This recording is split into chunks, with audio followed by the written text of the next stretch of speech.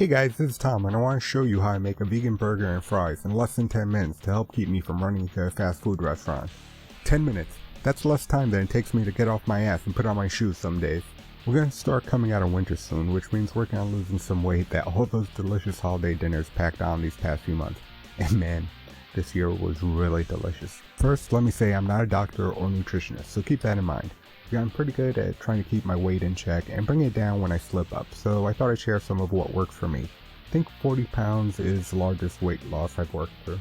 Sometimes I'm craving a burger and fries and I'm pressed for time. It's so easy to just stop by a drive-thru and pick something up, but I'd rather cook at home to make better food choices and to save money too. By keeping a few key ingredients in my freezer, I can make a vegan burger and fries in 10 minutes in my air fryer and cleanup is very quick. This helps me avoid eating something worse if I'm swamped with work. I'm using a 3-quart Aria air fryer, link in the description if you want to get this one from Home Depot. If you don't have an air fryer, you can do this in a conventional or convection oven, but it might take twice as long. Toaster oven could work too. But do not do this in the microwave unless you want soggy burger and fries, and you do not want a soggy burger and fries. This is not going to be the healthiest thing, but sometimes look, I just need a burger and fries, and I don't need to justify it to you. I'm sure you know the feeling. Let's look at some of the numbers because this isn't so bad. My vegan burger with frozen french fries and a small side salad compared to McDonald's Quarter Pounder Deluxe with no cheese, no mayo, medium fries, and either water or unsweetened iced tea to drink. Gotta avoid drinking empty calories. I chose McDonald's since they're usually easier to find and the combination I chose is one of the healthier options I could think of. And it's actually one of the things I'll get if I have to eat fast food. We have about 50 fewer calories, which isn't a huge deal, but my vegan burger does have less fat, less carbs, and surprisingly more protein. Even more surprising, it has more iron. Other values are comparable, but my version has more calcium and less killing of animals. So I'm not vegan or vegetarian by any stretch of the definition, but people keep saying cutting down on red meat is good for you, so I try to make some substitutions for my health. I do a lot of shopping at Aldi because the prices are great, stores are small, which makes shopping really fast, and the food is very good. That's where most of these ingredients come from, but you can find equivalents at most supermarkets. The main ingredient is the Empower Burger plant-based patty.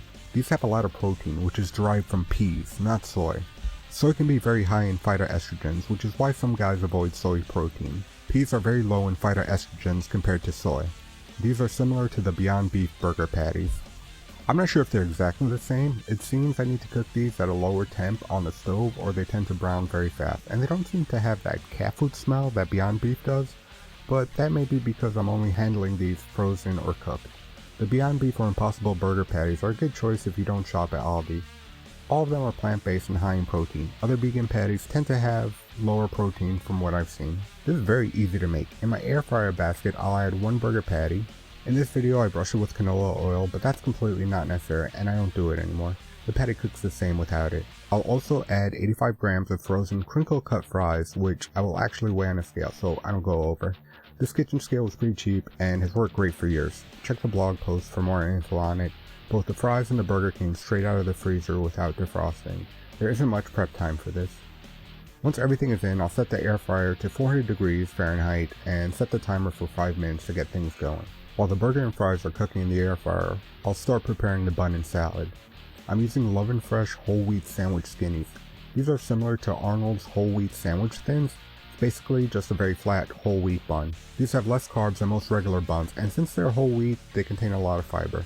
I don't eliminate carbs from my diet, but I do try not to go overboard by reducing sugar, and I choose whole grains when possible. Some sriracha sauce goes on first, and I just ran out of it. Then some ketchup. Add a nice layer of spinach and arugula, some pickled chips, and some pickled red onions, which I make myself. Since I'm not adding mayo or cheese, I do want to add some of these ingredients that have moisture but very few calories. If I had a large tomato, I'd probably add a slice. To fill up the plate with something other than french fries, I'm also making a small side salad of spinach and arugula, grape tomatoes, and pickled red onions. A tablespoon of light balsamic dressing I make myself goes on top. You could also replace the salad with some baby carrots or steamed vegetables, which I do sometimes, especially if I'm making this for dinner.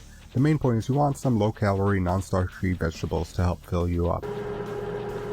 After the first 5 minutes are up, I'll check on the burger. Temperature is less than 60 degrees, so it still has a way to go. I'll flip the burger and toss the fries before putting it back in the air fryer for another 5 minutes. After the 10 minutes of cooking, the burger is up to temp and the fries are nice and crispy.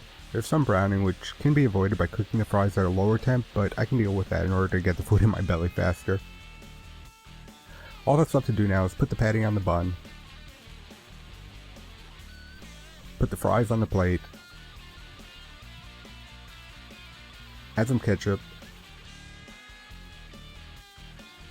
and finally put on the top of the bun, and we're good to go. Like I said before, this is a little bit of an indulgence when I'm really watching what I eat, but it's not too bad and I don't have it every day. It's better than other quick alternatives I would have instead, and I can easily make up for it with a little extra walking or exercise that day. Let me know what you think of this. If you have any secret quick meals that keep you on your diet, please share them in the comments below. I'll probably have some more videos like this coming soon. If you'd like to subscribe, please do.